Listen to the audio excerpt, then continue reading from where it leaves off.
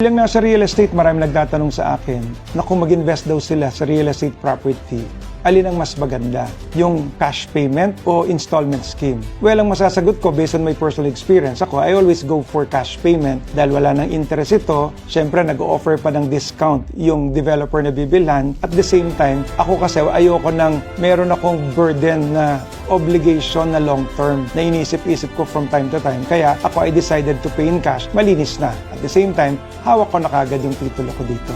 Pero marami tayong kababayan, syempre, ang kanilang appetite is really to go for installment scheme dahil number one, very affordable yon. Anytime they can start kahit kulang pa yung budget nila para makapagsimula lang through a down payment. Tapos di baling may interest, lalo na kung yung interest naman is lower than where they can invest their money. Kaya imbes na ibayad nila ng buo sa real estate investment nila, gagamitin na lang nila yan halimbawa sa negosyo or sa high-yielding investments. Kaya okay lang sa kanila ang magbayad ng interest. So kung alin ang mas maganda, pareho may advantages naman kung cash man yan or installment. Depende sa financial position mo.